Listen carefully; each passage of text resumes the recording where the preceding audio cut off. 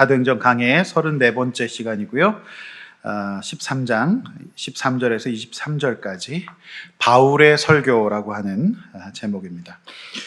총신대 신약학 교수 출신의 목회자 유상선 목사는 이 본문을 다루면서 오늘날 교회는 예수 그리스도의 십자가와 부활의 복음을 성실하게 선포하고 있는가 이렇게 도전했습니다. 사도행전을 설교하는 꽤나 알려진 목사님들도 사도행전 13장의 이 긴 바울의 설교를 생략하고 스킵해 가는 것을 보았습니다. 바로 14장으로 넘어가시는 목사님들이 꽤 계시더라고요. 실제로 강단에서 사도행전 13장의 바울의 십자가와 이 부활의 복음 설교가 이런 홀대를 받는구나라는 생각을 하게 되었습니다. 바울의 설교는 사도행전에 여러 차례 등장합니다. 그 첫 번째 설교가 바로 오늘 본문 사도행전 13장의 설교입니다. 공식적인 사도 바울의 첫 번째 설교가 되겠습니다. 지난주 우리가 살펴본 바와 같이 바울 일행은 마가의 갑작스러운 이탈로 큰 낭패감을 맛보지요.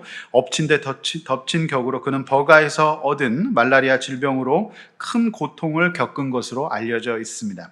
이 병은 당시 사람들 모두가 자주 걸렸던 고통스러운 질병이라고 주석가 존 스토트는 이야기하고 있습니다. 장거리 여행에 몸마저 아픈 바울의 행색은 그야말로 초라하기 이를 데 없었고 말이 아니었을 것으로 보입니다. 강도와 산적이 출몰하는 타우루스 산맥을 넘어서 비시디아 안디옥으로 가는 그 험난한 길에는 그가 질병으로 얻어서 이 통증들이 있었는데 뜨거운 곳으로 마치 이마를 쿡쿡 찌르는 듯한 두통과 기진맥진하게 하는 발작, 그리고 높은 고열로 인해 정신을 수시로 잃을 수밖에 없는 그러한 증상 가운데에서 그나마 고지대의 해발 1000m의 고원지대의 서늘함이 그나마 도움이 됐던 것으로 보입니다. 제가 올 여름 휴가를 평창으로 갔는데 정말 좋더라고요. 시원해요. 쾌적해요. 덥지가 않고요. 벌레도 없습니다. 그래서 진짜 여러분 휴가지는 그런 곳으로 가야 된다고 저는 생각합니다. 그래서 진짜 제가 가본 곳 중에 가장 쾌적했어요. 고지대가 그렇게 좋구나. 거기도 한 1000m 정도 되거든요. 저는 그 생각이 났습니다. 그래서 힘들었지만 거기서 이제 병을 이제 떨쳐낼 수가 있었던 것 같아요. 그래서 돌아오는 길에 이제 사역하지 못했던 도시에서 사역하게 되는 것이죠.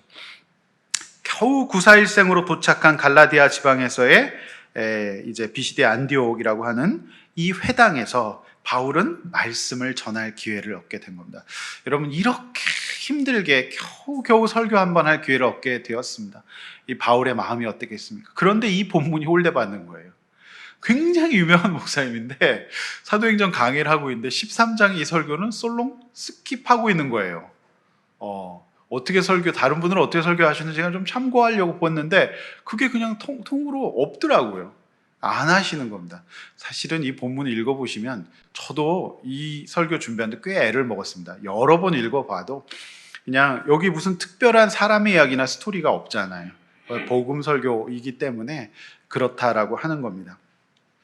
근데 제가 이 본문을 읽으면서 굉장히 마음이 좀 짠한 것이, 사도 바울이 이렇게 어렵게 얻은 설교의 기회였기 때문에 그가 다른 얘기 안 하고 사람에게 가장 필요한 구원의 도리를 설명하고 있구나. 이제 정답을 바로 얘기하고 있구나. 그런 생각을 하게 되었습니다. 저는 오늘 본문의 바울의 설교 내용 중에서 서로 전반부에 해당하는 내용을 가지고 두 가지 주제로 말씀을 전하려고 합니다. 이제 본문 속으로 우리 들어가 보도록 하겠습니다. 본론의 첫 번째는 15절에서 19절인데요. 하나님이 백성을 시험한 것이 아니라 백성들이 하나님을 시험한 것이다. 이게 사도 바울의 첫 번째 논지가 되겠습니다. 15절에서 19절 말씀인데요.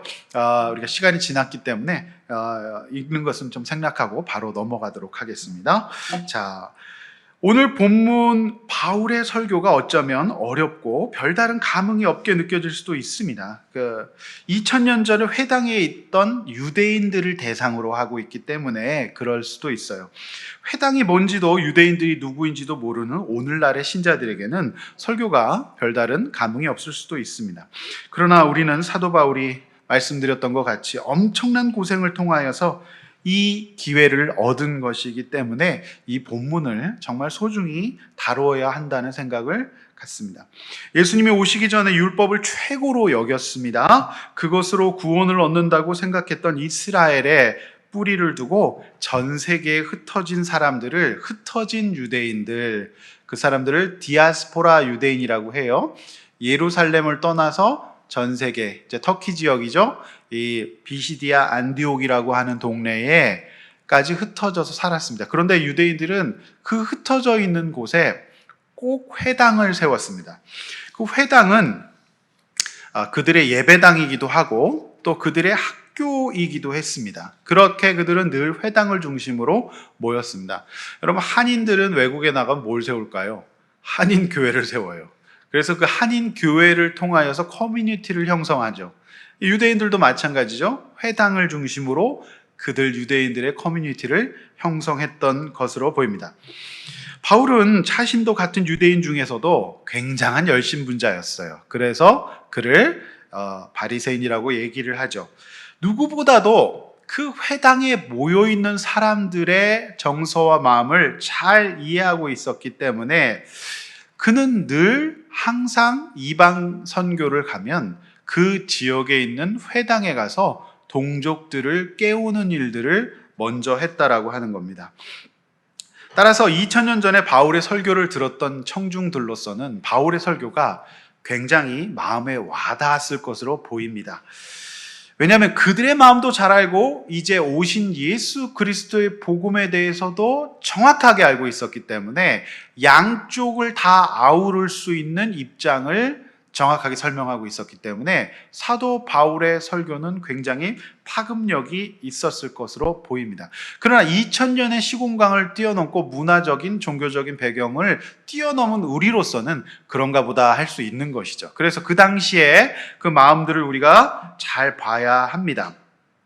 자, 15절 말씀에 보면 회당장들이 바울에게 굉장히 호의적으로 보입니다. 15절 말씀에 그쪽에서 사람을 보내서 형제들이라고 하면서 혹시 백성들에게 하실 말씀이 있으면 선생님 하십시오, 이렇게 호의적으로 얘기합니다. 15절, 그렇죠? 회당장들이 사람을 보내요. 굉장히 예의가 있죠. 사람을 보내서 형제들아, 이제 바울 일행에게 말하는 거죠. 만일 권한 말이 있거든 말하라.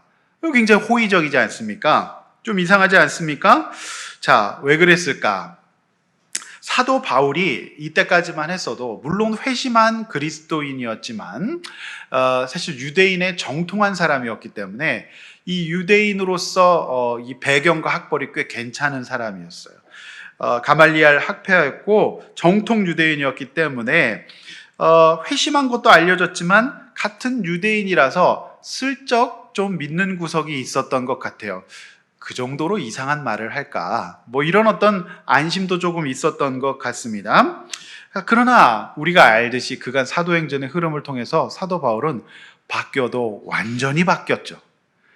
천지개벽이 일어나지 않았습니까? 바울에게서는 완전 속사람이 새롭게 되었습니다. 그러나 그들은 이 왜곡에 있었기 때문에 그 비시디아 안디옥이라고 하는 이 고원지대에 있었기 때문에 그간의 속사정, 사도 바울에게 어떤 일이 일어났는지를 자세히 모르지 않겠습니까? 지금처럼 무슨 SNS가 있었던 것도 아니고.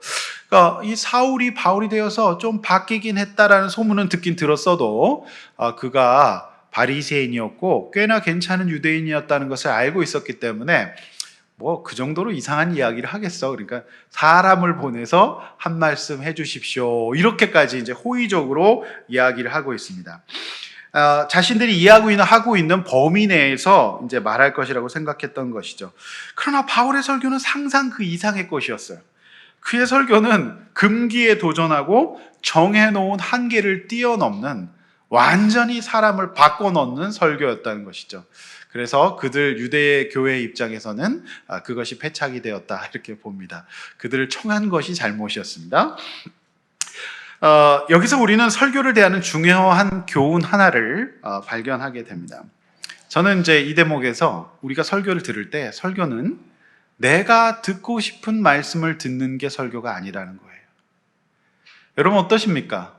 여러분 어떤 것을 듣고 싶으십니까? 혹시 지금 이 예배를 나오셔서 이제 말씀을 들으시는데 여러분이 설정해 놓은 여러분이 듣고 싶은 이야기가 있지 않으십니까? 네. 그거 이제 설교를 듣는 이제 태도가 아닐 수도 있다는 것입니다. 제가 이제 교회를 개척하고서 사도행전 이 본문을 보니까 더 많은 공감이 일어나요. 그러니까 저와 함께 이제 교회를 개척에 동참하셨던 분들이 이제 와 생각해 보면 저마다 생각하셨던 목사의 상이 있었던 것 같아요. 그리고 저마다 생각하셨던 교회의 상도 있었던 것 같고 바라던 메시지도 있으셨던 것 같아요. 그런데 이제 저를 멀리서 이제 봐오셨잖아요. 그래서 이제 제가 교회를 개척한다 그러니까 함께 동참하셨는데 이제 마치 유대인들이 사도 바울을 멀리서 봤듯이 이제 저를 멀리서 봤던 이미지가 함께 작동하셨던 것 같아요. 그러나 저는 하나님의 말씀과 성령님의 인도 그리고 상식과 공동체에서 검증받는 그런 인도를 지향합니다. 제가 말씀드렸듯이 거룩한 공교회, 보편적인 교회는 그래야 하고 인간의 어떤 외모와 능력도 왕노릇할 수 없는 것이 교회입니다. 그래서 제가 이 본문을 보면서 그런 생각을 했어요. 듣고 싶은 말씀 또는 추구했던 것이 있었구나라는 생각을 하게 됩니다. 오늘 본문의 회당장들이 바울에게 설교의 자리를 마련해 주었지만 결국 반응은 구원받든지 대적하든지 둘 중 하나로 나타납니다. 불행히도 굉장한 대적이 일어나죠. 그런가 하면 은혜 받고 구원받는 사람들이 나오기도 하지요. 저는 저와 여러분 모두가 후자에서 속해서 구원받고 은혜 받는 사람들 되기를 소원합니다. 언제나 우리가 말씀 들을 때에는 내가 듣고 싶고 또는 정해놓은 그 테두리 내에서 들으려고 하면 안 돼요. 유대인들이 그렇게 했던 것 아니겠습니까? 그것이 내 감정일 수도 있어요. 오늘은 좀 불편한 말씀 듣고 싶지 않다. 그런데 늘 목사님은 불편한 말씀 하시죠. 내가 오늘 그것만은 목사님이 안 건드리셨으면 좋겠다 하는데 언제나 목사님이 건드리시지 않습니까? 네. 또 그렇다고 하면 이상하고 안 그렇다고 하면 그렇고 그렇죠. 그런 거예요. 사실 그렇습니다. 살아온 날의 내 인생의 가치관일 수도 있어요. 그게 이거는 안 건드렸으면 좋겠다. 이거 건드리면 나는 못 참는다, 못 듣는다 그런 게 있습니다. 그런데 성령께서 늘 예배를 통하여서는 그걸 건드리세요.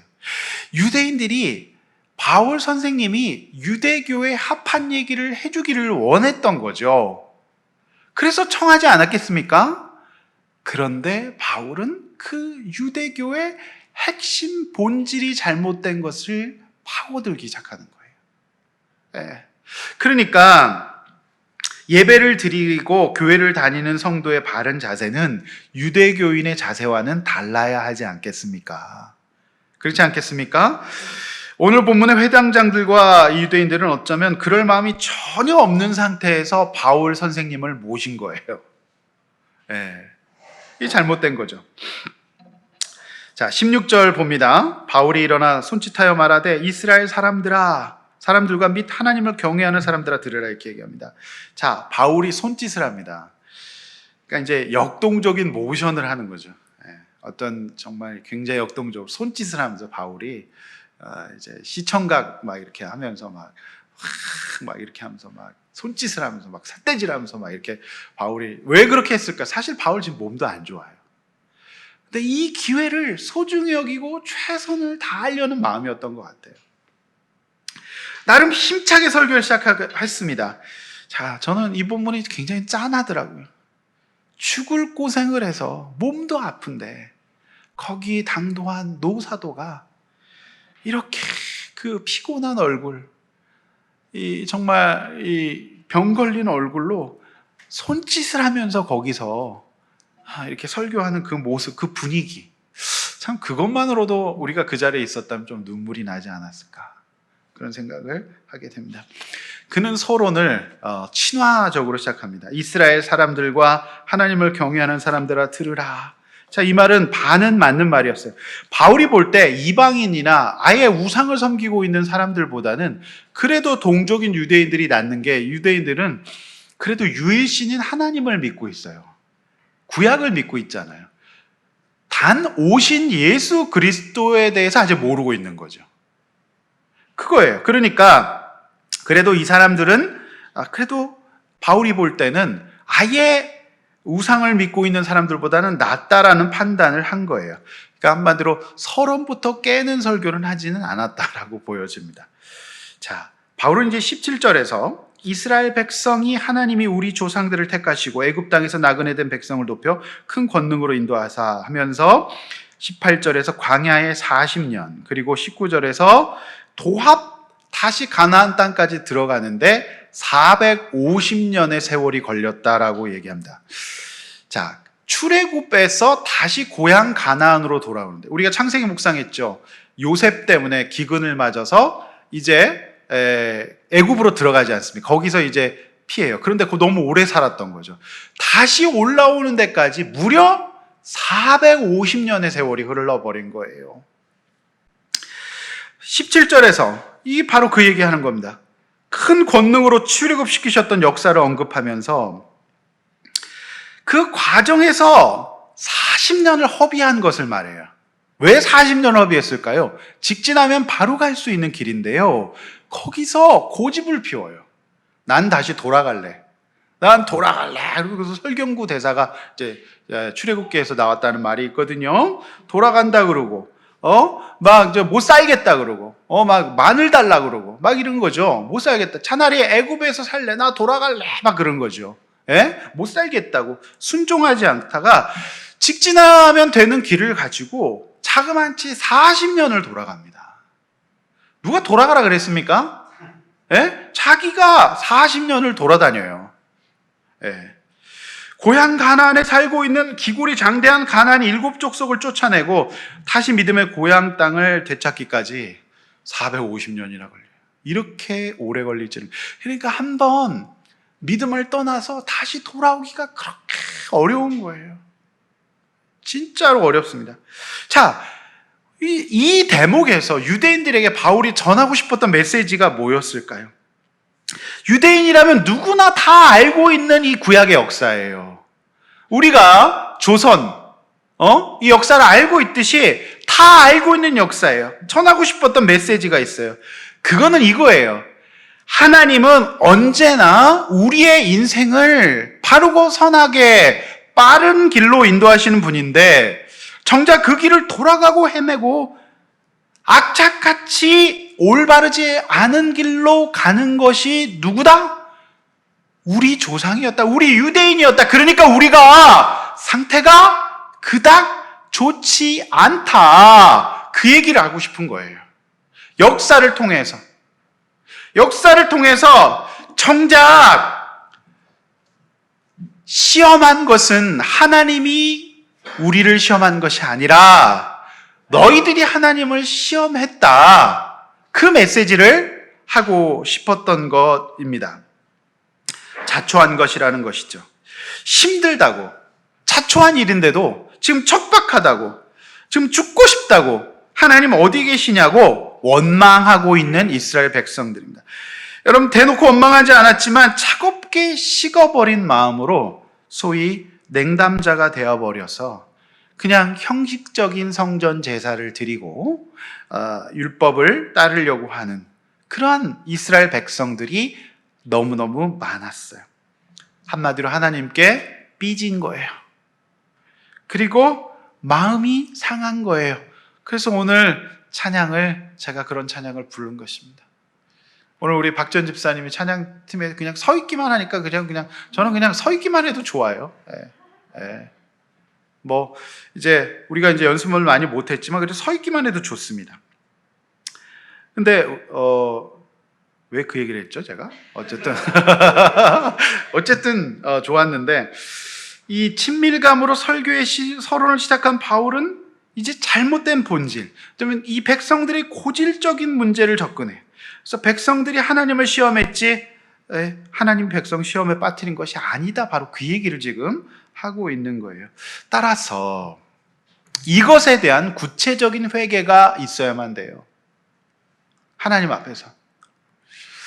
내 상한 마음, 그래서 찬양을 그래서 아까 그 찬양을 고른 거예요. 주는 내 마음을 고치시고. 뭐 이런, 우리가 제가 말씀을 보면서 그 찬양을 제가 고른 거거든요. 아바 아버지. 아버지는 늘 신실하신데 악착같이 말을 안 듣고 공부 안 하는 아들과 같은 거예요. 그래 놓고 자기가 힘들면 아버지 왜 나를 돌보지 않으시나요? 그렇게 얘기하는 거죠. 우리는 2년 전 여호수아서를 함께 보았습니다. 이 과정에서 수많은 대놓고 하는 행동으로 하는 불순종, 또 보이지 않고 마음으로 하는 불순종, 종류도 가지가지였어요. 굉장히 많죠. 요즘 이제 우리 몇몇 청년이 이제 여호수아서를 다시 듣는 선한 운동 하고 있다고 하는데요. 그때 참 어떻게 악착같이 대놓고 불순종하고 마음으로 불순종하고 여러 가지 모습으로 불순종하지 않고 했잖아요. 그래서 이 패배와 좌절, 그때마다 그러면 패배하거든요. 굉장히 작은 족속에게 완패합니다. 아이성 전투 같은 경우. 왜 그럴까요? 그들이 범죄하니까요. 질 수밖에 없는 거예요. 그러니까 그런 패배와 좌절 하나님이 원하신 건가요? 아니에요. 저들이 자초한 것이죠.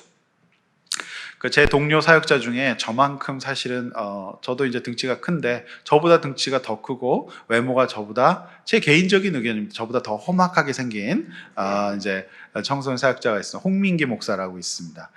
이렇게 저만큼 이렇게 배도 나오고 그분은 또 머리가 날라갔어요. 그러니까 얼마나 이제 이렇게 털도 이제 야곱처럼 복실복실 이제 많으신 그런 미국 사람이에요. 제가 그분과 이제 자주 교제하는데 이분의 아버지는 미국에서 목회하셨어요. 그런데 미국 교회가 굉장히 이민교회가 어렵거든요. 그러니까 이제 목사님이 이제 그렇게 교회를 세워놓으시면 또 교회를 자꾸 이제 사임하시고 나오실 수밖에 없는. 그러니까 그걸 고스란히 바라보신 목사님이 얼마나 상처가 많으셨겠어요. 예, 상처가 굉장히 많으셨겠죠. 어떤 이제 그런 마음에서 이제 목사님이 이제 한국에 오셔서 청소년 사역을 하시고 단체를 하시고 또 교회를 개척하셨어요. 그러다가 이제 부산에 굉장히 큰 교회에 이제 부임하셨어요. 그런데 하시다가 또 어느 날 갑자기 또 사임하게 되셨어요. 근데 그 일을 통해서 목사님 굉장히 이제 마음 많이 어려워하시더라고요. 그러시면서 요즘은 이제 또 다시 교회 개척 사역을 하고 계시는데 목사님이 저한테 이제 책을 썼다고 이제 연락을 해 오셨어요. 책 제목이 뭔가 보니까 내 마음대로 된 것이 하나도 없다. 책 제목 재밌죠? 내 마음대로 된 것이 하나도 없다. 그런 책의 제목이에요. 그래서 이 책의 내용을 보니까 이제 야곱으로 상징되는 인물이죠. 그래서 하나님께 저항하고 반항하는 캐릭터, 이 어떤 야곱의 이야기를 써서 결국에는 야곱이 이제 말년에 힘이 빠지고 하나님을 경외하는 인물로 이제 바뀌듯이 내 힘대로 내 뜻대로 된 것은 하나도 없다라고 하는 고백을 통해서 우리가 알 수 있는 것은 하나님이 우리를 선하게 인도하시는데 내 힘과 내 뜻대로 뭔가를 해보려다가 많이 고난을 당하게 된다, 돌아가게 된다. 그것을 고백하는 그런 책인 것 같습니다. 바울은 저와 여러분들에게 오늘 그 말을 하고 있는 거예요. 유대인들에게만 주어진 설교가 아닌 거예요. 오늘 저와 여러분도 마찬가지 아니에요? 저와 여러분들이 돌아가지 말고 좀 빨리 가자 이제는. 왜 꼭 450년 걸려야 되냐? 왜 40년 걸려야 되냐? 이제 그만 돌아가자. 그리고 우리의 냉담해진 마음, 상한 마음, 고생을 하면 사람 마음이 상하거든요. 그러면서 하나님께도 냉담해져요. 여러분, 우리의 마음이 뜨거워지고 우리의 마음이 다시 회복되기를 원합니다. 그러려면 하나님 앞에서 우리가 하나님을 자꾸 탓하고 인생을 탓하고 내 팔자를 탓하고 그게 아니라 하나님은 바로 인도하시는데 내 뜻과 내 마음대로 살려다가 내가 자초한 시험이라는 것을 인정하고 회개할 때 우리의 마음이 다시 따뜻하게 바뀔 수 있는 줄로 믿습니다.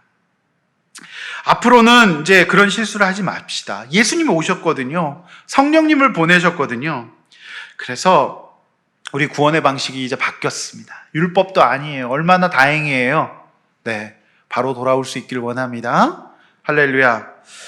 지난 주간 우리 교인 단톡방에 우리 교회의 기둥인 장간사님의 귀한 주일 설교 나눔이 올라와서 인용해 드립니다. 이제 추석 끝에 피곤하셨는지 말씀에 집중을 못해서 오늘 다시 들었습니다. 목사님께서는 20대에 하나님 앞에 드릴 것이 없어서 제 인생을 드릴게요라고 하시고 젊은 날을 하나님께 바치셨는데, 저는 어려서 교회를 다녔어도 20대를 마가처럼 하나님보다 세상이 좋다고 하나님을 떠나 살았습니다. 그래도 주님의 은혜로 마가가 다시 돌아와 마지막 휘페르테스의 삶을 살았던 것처럼 저도 뒤늦게 주님께 돌아왔습니다. 가장 젊은 시절을 하나님께 드리지 못한 것이 너무나도 죄송하고, 그래도 이제라도 부르심에 순종하게 되어 감사합니다. 우리 청년들 아둘람 교회에서 온전히 주님을 따라가는 자들 되라고 기도하는 성도 되겠습니다. 이런 나눔을 이제 올려주신 것 같아요. 성도 여러분, 우리가 하나님 앞에 누워있고 멍에를 내던질수록 갈 길은 멀어집니다. 그래서 우리의 가장 젊음의 때를 하나님께 드리고 돌아가지 않을 수 있기를 원합니다. 나는 지금 젊지 않은데요. 그러면 바로 지금이 바로 젊을 때입니다. 바로 지금부터 하나님 앞에 온전히 서 있을 수 있기를 원합니다. 제가 수요 예배 때 이런 말씀 드렸어요. 제가 말해도 굉장히 멋있는 말 같아요. 우리 인생의 중간고사는 나의 결혼이고 기말고사는 누구의 결혼이라고요? 자녀의 결혼이에요. 내가 만약에 중간고사를 망쳤습니다. 그러면 기말고사 잘 볼 수 있길 원합니다. 그러면 내신 올라갑니다. 할렐루야. 그래서 우리 가운데에서 어떤 우리가 이제 멍해라는 걸 지게 되잖아요. 그러니까 우리가 이스라엘 백성처럼 40년이라고 하는 멍해가 생겨요. 이제 멍해는 소에게 이제 지우잖아요. 이렇게 지워가지고 그걸 이제 끌게 하잖아요. 농기구 같은 거를. 근데 멍해는 무겁고 힘들어요. 그러니까 우리 인생에 멍해가 있을 수밖에 없어요. 여러 가지 나의 의와 또 불순종으로 말미암아. 그런데요, 이 유대인들에게는 없었던 약속의 말씀이 우리에게는 있어요. 저는 그것이 마태복음 11장 28절에 30절이라고 믿습니다. 우리 본문 한번 같이 읽어보겠습니다. 큰 목소리로 다 함께 한번 읽어볼게요. 시작. 수고하고 무거운 짐진 자들아 다 내게로 오라. 내가 너희를 쉬게 하리라. 나는 마음이 온유하고 겸손하니 나의 멍에를 메고 내게 배우라. 그리하면 너희 마음이 쉼을 얻으리니 이는 내 멍에는 쉽고 내 짐은 가벼움이라 하시니라. 아멘. 여러분, 이스라엘 백성들이 450년 돌아가고, 사실 이스라엘 백성들의 그 이후의 삶을 구체적으로 돌아보면, 잘 보면 거의 누더기에 가까운 상처덩어리입니다. 그냥 포로 끌려가고 불순종하고 왕들은 범죄하고 엉망진창이거든요. 사실 그렇게 자랑스럽지도 않아요. 고통과 슬픔과 어쩌면 한의 역사예요. 우리 한민족도 마찬가지 아닙니까? 침략의 역사예요. 몽골로 시작해가지고 일본에 이르기까지. 그리고 우리나라의 주권도 지금 정말 남과 북으로 빼앗겨서 분단된 나라 아닙니까? 고통스러워요. 그래서 이스라엘 백성들도 그런데 얼마나 큰 멍해가 있겠습니까? 고통이 있잖아요. 그래서 예수님이 이 말씀을 하신 것, 바울은 진짜 얘기하고 싶었을 것 같아요. 어떤 말씀이에요? 수고하고 무거운 짐진 자들아 내게로 오라. 그리고 너희를 쉬게 하고 싶겠다. 그래서 이제 그 멍해를 이제 나의 멍해, 내 멍해를 함께 매자. 예수님의 멍해를 매가지고 나에게 배우자, 이렇게 말씀하시네요. 성도 여러분, 예수님의 멍해를 함께 맵시다. 그리고 예수님을 이제라도 배웁시다. 그러면 더 이상 돌아가지 않을 수 있습니다. 할렐루야. 그게 최선의 방법이에요. 그 멍해를 함께 매는 거예요. 지금 내 멍해가 있잖아요. 자식의 멍해도 있고, 질병의 멍해도 있고, 어떤 건강의 멍해도 있고, 다 있어요. 그 멍해를 내려놓고, 예수님 앞에 내려놓고, 이제 예수님과 함께 멍해를 매는 거예요. 2인 1조로 예수님 한쪽, 나 한쪽 같이 메고 가는 거예요. 그래서 예수님께 함께 매면 그 멍해가 쉽답니다. 그리고 예수님은 마음이 온유하고 겸손하셔서, 그래, 일로 와라. 내가 너와 함께 갈게. 이제 돌아가지 말자. 그렇게 위로해 주시는 것입니다. 여러분, 그분께 배웁시다. 그래야 살 수 있어요. 그래야 힘을 얻을 수 있습니다. 그동안 많이 돌아왔다면, 내 마음이 많이 식어졌다면, 내 마음이 많이 냉담했다면 이제라도 멍해를 메고 예수님과 함께 배웁시다. 그러면 살 수 있어요. 예수님께서 여러분의 멍에를 함께 져 주실 줄로 믿습니다. 여러분, 저는 이번 양육이 예수님의 멍에를 함께 매는 거라고 생각해요. 그런데 그 멍에는 쉽습니다. 가볍습니다. 예. 근데 멍에는 멍에기 때문에요. 멍에는 그래도 멍에예요. 우리가 숙제는 하고 시간을 내야 돼요. 그런데 그 멍에는 단 것보다 훨씬 쉽고 은혜로워요. 그렇지 않습니까? 예. 여러분, 그리고 배우십시오. 쉼을 얻을 수 있습니다. 가을 야구 아닙니다. 가을 양육입니다. 어렵지 않습니다. 오늘 양육 수료 간증을 한 청년들도 말씀 묵상하는 것을 몰랐을 때에도 불안하고 힘들었는데 평안하고 그 멍에가 없는 삶은 이제 힘들잖아요. 그래서 두 사람이 그냥 이렇게 양육받으면서 멍에를 맸죠. 그랬더니 정말 내공이라는 거를 좀 주시더라고요. 이렇게 젊은 사람이 그 장인어른 되실 분의 공격을 받아내기 쉽지 않을 거거든요.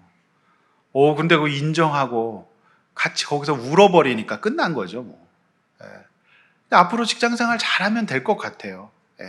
그런 마음이 있습니다, 제 마음속에. 예. 물론 결혼하기 전까지 여러분 두 사람 잘 분별하십시오. 네. 저는 뭐 결혼을 강요하지 않습니다. 예, 두 사람이 할 일이지 그거를 내가 뭐 결혼해라 말아라, 그건 두 사람이 할 일이죠. 저는 멍에를 함께 매주고 기도해주고 가르칠 뿐이죠. 네. 그런데 하나님이 되어지는 꼴을 보니까 자꾸 인도해 주시는 게 보여요. 타이밍이라는 게 있거든요. 정말 굉장히 두 사람 안 좋아하는데 취직 한 방으로 끝났어요. 이제 또 잘 다녀야죠. 뭐 다니다가 말고 막 이러면은 이제 어렵겠죠.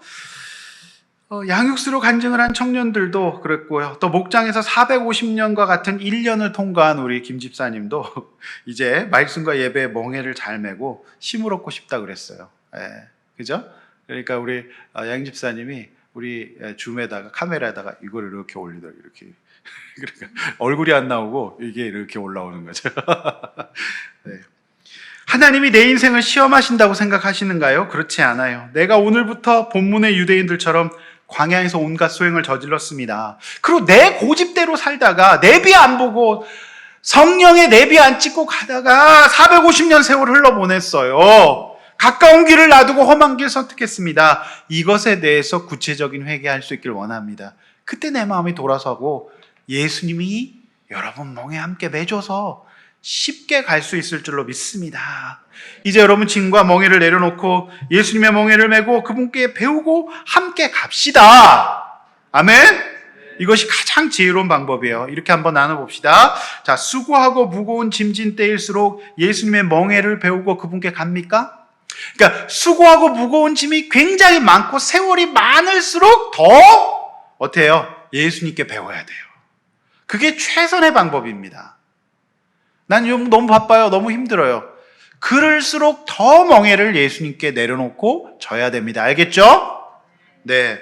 그리고 하나님과 상관없이 스스로 내가 벌인 일의 결과를 놓고 하나님 잔뜩 원망하고 있지 않습니까? 내 인생 왜 이러냐고 냉담하고 있지 않습니까? 삐져 있지 않습니까? 그렇게 하지 맙시다. 유대인들이 지금 그렇게 하고 있어서 형식적인 성전 제사만 반복하고 있었어요.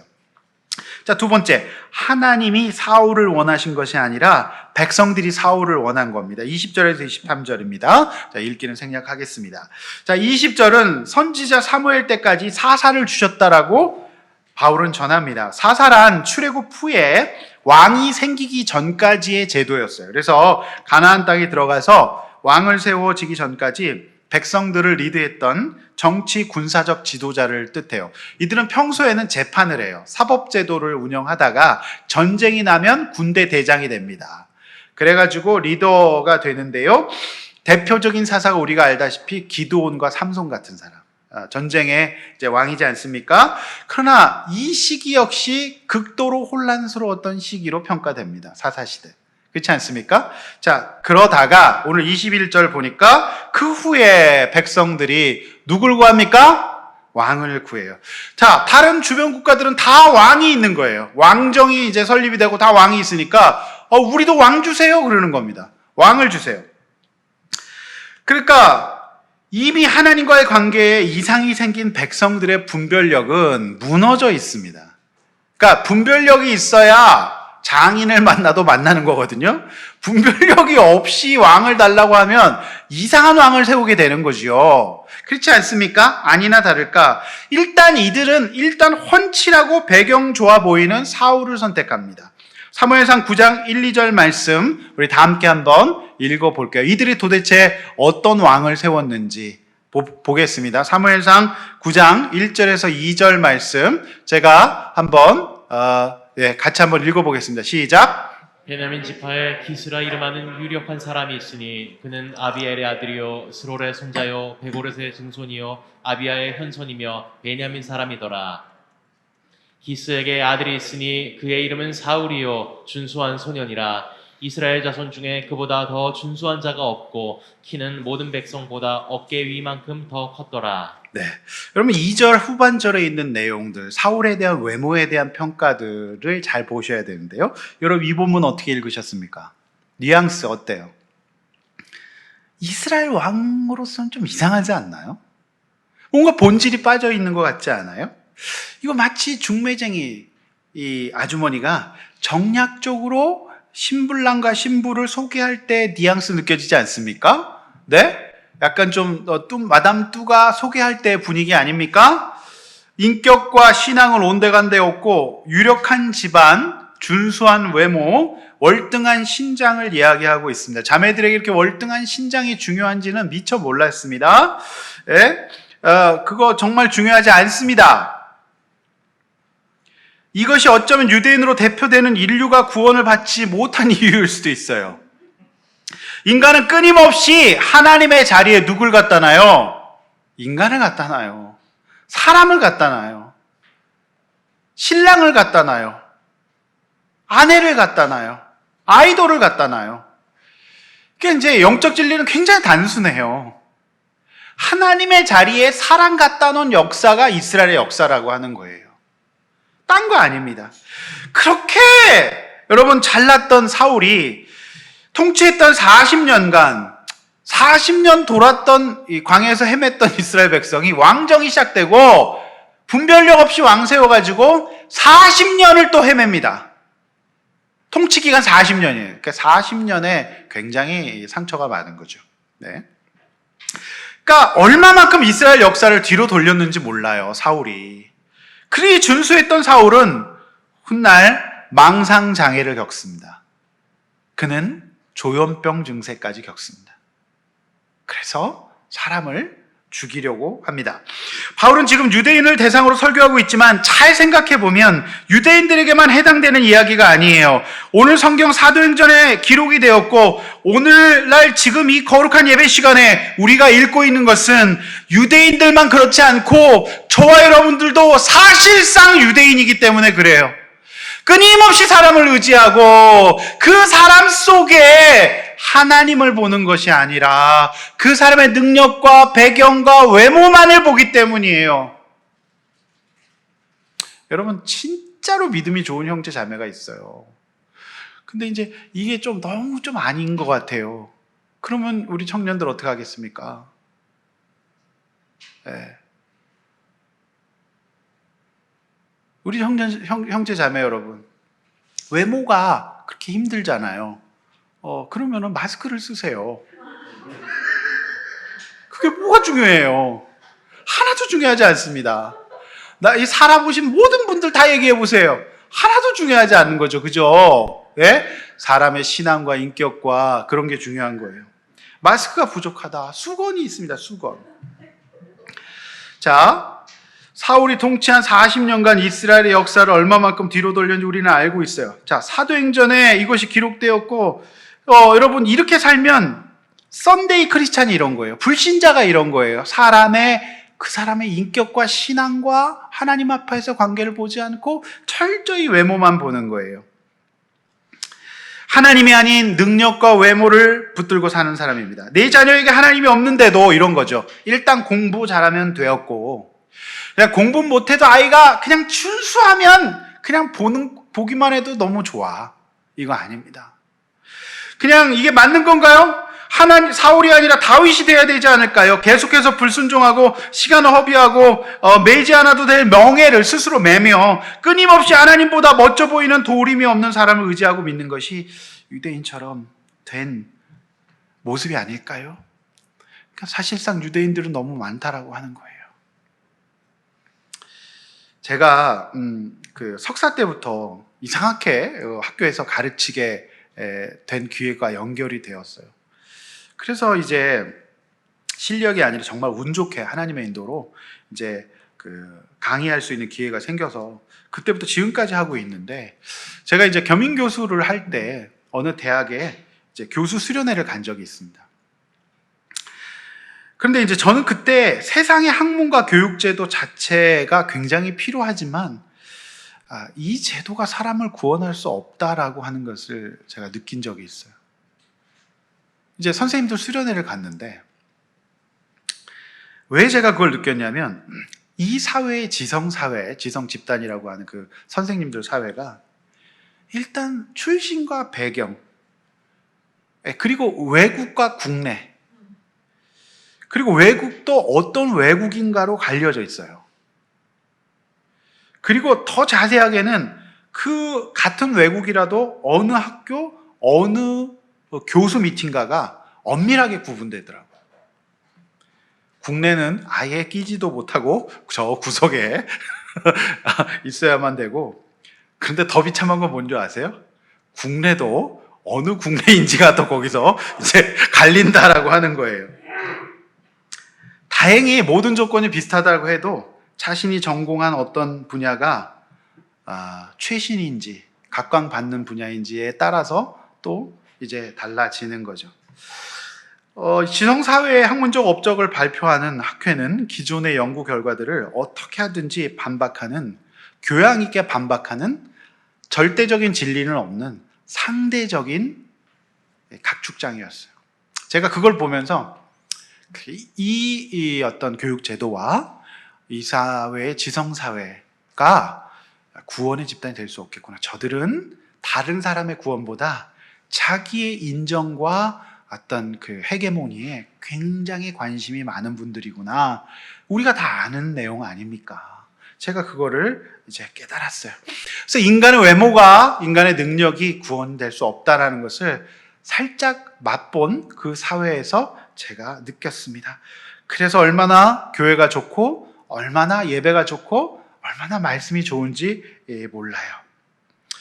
여러분, 복음은 달라요. 쉽고 차별이 없고 거룩한 공교회는 보편타당합니다. 할렐루야. 아멘. 빈부귀천, 남녀차별 이런 거 없습니다. 모두가 주 안에서 하나의 공회를 이루고 있는 것입니다. 여러분, 거룩한 공교회 설교는 교회론에 굉장히 중요한 설교이기 때문에 교회를 이해하시려면 꼭 다시 듣게 하시기 바랍니다. 교회가 뭔지 아시겠죠? 기억나시죠? 거룩한 공교회, 보편타당한 유니버셜 처치, 캐톨릭 처치를 말하고 있다고 얘기합니다. 캐톨릭이 좋은 말인데 저쪽에서 먼저 써서 우리는 뭘 쓴다고요? 유니버셜 처치라고 하는 말을 쓰고 있다고 말씀드렸습니다. 여러분, 진짜 이 시대는 사울의 시대예요. 사울이, 요즘 최고로 뜨고 있는 사울은 BTS입니다. 여러분, 제가 BTS의 다이너마이트라고 하는 노래, 이때 이제 다이너마이트 한번 나와주면 좀 굉장히 이제 빌보드 차트 1위를 했다가 2위를 갔다가 다시 1위를 갔어요. 근데요, 정부 부처인 문화관광부에서 너무 좋아가지고 이들 BTS의 다이너마이트의 경제적 효과를 분석 발표했습니다. BTS 다이너마이트의 노래가 이 빌보드 차트, 길보드 아닙니다. 자, 빌보드 차트 1위에 올랐는데 고용 유발 효과가 7,928명. 자, 생산 유발 효과가 1조 2,324억. 다이너마이트 한 곡의 가치가 1조 7천억. 소속사 빅히트 엔터테인먼트가 주식 공모를 통해서 상장을 하는데, 엔터테인먼트주의지만 국방이나 방산주 느낌으로 갈 수 있는데, 이 멤버들이 군대에 가게 되면 그게 바로 방산주로 바뀔 수가 있다라고 합니다. 뭔 얘기인지 모르시는 분은 이제 사울에 관심이 없으신 겁니다. 외국계 투자자들은 이 회사가 BTS 한 팀의 매출에 의존하고 있기 때문에 한 주당 13만 5천 원이 1주당 공모가로 책정되는데 약간 과열되어 있는 것이 아닌가라고 본다고 합니다. 그런데 여러분, 한 주당 13만 5천 원인데 사고자 하는 사람이 너무 많아서 경쟁률이 1107대 1이라고 합니다. 빅히트가 첫날 따블을 치는 상장으로 가는 것을 따상이라고 하는데, 이 따상이 되면 대표 방시혁 씨는 보유자산 가치가 재계 5위로 단숨에 올라 현대자동차 정몽구 회장을 한 방에 누르게 된다고 합니다. 자동차 만들어도 소용없어요. 빅히트 한번 하면은 재계 5위 되는 거예요. 대박이죠. 대박입니다. 그리고 멤버 개인은 1인당 96억 원씩을 받게 된다고 합니다.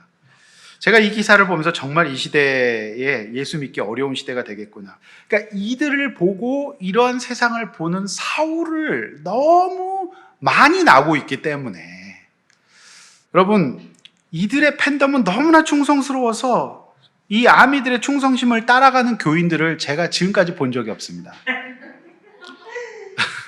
방탄 트위터 팔로워가 3,200만, 방탄 TV 유튜브 팔로워가 3,700만, 이미 아미 숫자 최소 3,300만으로 보는데요.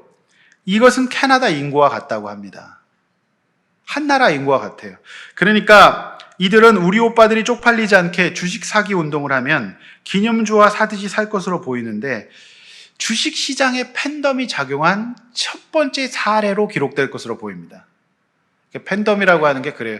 그러니까 문화로 오늘 이제 이번 학기 제가 공부하고 있는데, 팬덤이라는 거는 요즘 팬덤 옛날 오빠보다는 전혀 차원이 달라요. 생산하기 시작해요, 그 친구들은. 예. 주식 시장에 개입하는 첫 번째 사례가 될 거예요. 여러분, 그 빅히트라고 하는 회사의 사옥이 월드 클래스라고 하는데 지하 7층, 지상 19층이래요. 총 26층 규모인데 월 임대료가 15억이라고 합니다. 근데 1년 임대료가 180억인데 이들이 건물을 사지 않고 월세를 내고 있대요. 왜 그럴까? 궁금하시죠? 안 궁금하세요? 궁금하죠? 워낙 많은 외화가 해외 팬들에게 들어오기 때문에 이것을 환전해서 수수료를 내고 세금을 낼 바에야 매출의 2, 3%밖에 안 되는 180억은 가볍게 비용으로 떤답니다. 왜 한숨을 그렇게 쉬니? 가볍게 비용으로 떠는 거예요. 매출의 2, 3%, 180억. 돈도 아닌 겁니다. 그래서 여러분, 그런 어떤 사울들의 능력, 이거를 보면 벤이 한 20대가 다 간대요. 그러니까 이미 뭐 대박인 겁니다. 이 사울, 이 아미들, 이 BTS가 노래하면 바로 그들은 은혜를 받아서 웁니다. 그리고 어디를 가든지 신실하게 앞자리에서 예배를 드리는 거죠. 그리고 온 마음 다해 방방 뜨면서 온 몸과 열정을 다해 예배합니다.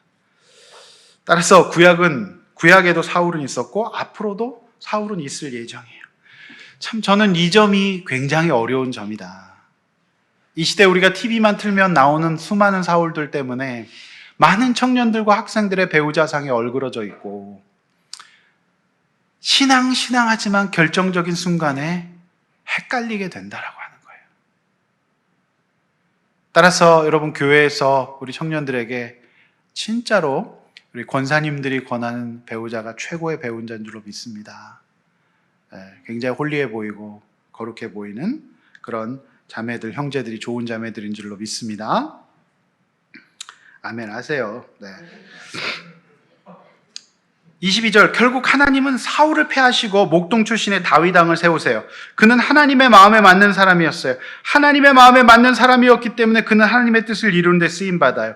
유대인들은 다윗의 후손에서 다음 세대 지도자가 나올 것이라고 믿고 있었어요. 다윗은 마치 유대인들에게 우리나라의 세종대왕 같은 성군이자 나라를 구하는 왕이었어요. 우리가 알다시피 다윗 왕 역시 인간적인 한계를 맞이합니다. 죄로 인하여 넘어지죠. 하나님의 계획은 점점 더 우리가 상상하지 못하고 알지 못하는 계획으로 진행됩니다. 바로 자신의 아들 예수 그리스도를 인간의 모습으로 이 땅에 보내서 이스라엘에서 나고 자라게 하심으로써 그를 구세주로 삼는다라고 하는 성육신의 계획이었습니다. 그분이야말로 하나님의 뜻을 완벽하게 만족시킬 수 있는 하나님의 아들이었습니다. 그분의 이름은 바로 예수였어요. 예수라고 하는 이름은 여호와의 하나님은 구원이시다라는 뜻을 가진 이름으로 여호수아라고 하는 말에서 시작되었고, 이를 줄여 예수아라고 부르기도 하는데 이것의 헬라식 발음이 바로 예수스, 줄여서 예수가 된 것이에요. 그래서 구약 여호수아, 이것이 예수의 히브리식 발음이고 헬라식 발음이 예수스, 줄여서 예수가 된 거예요. 예수의 뜻은 뭐라고요? 여호와 하나님은 구원이시다, 이런 뜻이 되겠습니다. 자, 사랑하는 성도 여러분에게 지금 누가 가장 필요합니까? 누가 절실합니까? 누구의 어떤 능력이 나와 내 자녀와 부모를 바꿀 수 있다고 생각합니까? 저는 지금까지 많이 보아왔습니다. 오직 하나님의 신이 저와 여러분과 함께 할 때 우리가 사람이 되고 능력이 회복될 수 있습니다. 사람이 될 수 있습니다. 인간 노릇을 할 수 있습니다. 품격이 회복될 수 있습니다. 사람이 사람다울 수 있습니다. 안정감을 누릴 수 있습니다. 아무것도 없고 부족할지라도 그래도 평안할 수 있습니다.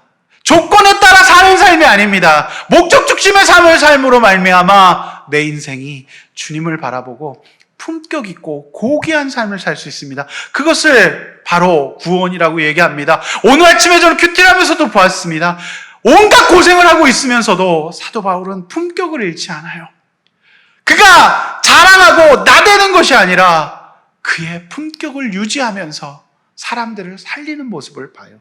그가 돈으로, 능력으로? 아니에요. 180억짜리 사옥에 살면서? 아니에요. 그는 그의 안에 있는 예수 그리스도의 성령의 능력을 살립니다. 여러분 알지 않습니까? 우리 다 함께 우리 예수 그리스도 그분을 바라볼 수 있기를 원합니다. 제 아무리 많은 능력을 가지고 있어도 여러분 그 안에 예수가 없으면 아니다라고 하는 것이 오늘 본문의 능력입니다. 그리 오래 살지는 않았지만 이 세상 곳곳을 좀 들여다보고 내린 확신이 있습니다. 사울 왕의 준수함이 우리 인생의 구원함이 되지 못하잖아요. 여러분 육신은 늙습니다. 미스 코리아만으로 구원받지 못해요. 사랑하는 성도 여러분, 하나님의 마음에 합한 다윗의 후손 예수가 있어야 새로운 사람이 됩니다. 이렇게 한번 나눠봅시다. 내가 순간 혹하는 인간의 조건 무엇입니까? 능력, 학벌, 외모, 집안, 성격. 어떤 거에 혹합니까? 이제 혹할 때는 지나셨습니다. 아직까지 내가 이제 50에서 60을 바라보는데 아직도 혹하다! 회개하시기를 바랍니다. 20대는 좀 혹해도 돼요. 근데 우리가 나이가 있으면 좀 더 이런 것들 내려놓을 수 있기를 원합니다. 나이 드신 분들이 아멘은 아무도 안 하셨어요. 자, 그럼에도 불구하고 나를 위한 구세주는 예수밖에 없다는 것을 확실하게 고백할 수 있기를 원합니다. 아멘. 말씀 맺습니다. 유대인들이 그토록 자랑스러워하고 있었던 아브라함의 역사, 모세의 출애굽의 역사, 사무엘과 다윗 왕의 역사가 멀리서 보면 아름다워 보이지만 가까이 들여다보면 상처투성이 누더기와 같은 상처라는 것을 우리는 보여주고 있습니다. 오늘 이 바울의 설교가 저 여러분들에게 보여주는 것은 저도 여러분도 그렇게 살고 있기 때문에 결국 복음이 중요하다는 거, 오늘 이것을 우리가 알고 하나님 앞에 나아갈 수 있는 저 여러분 되시기를 주님의 이름으로 축원합니다. 우리 찬송하고 기도하겠습니다.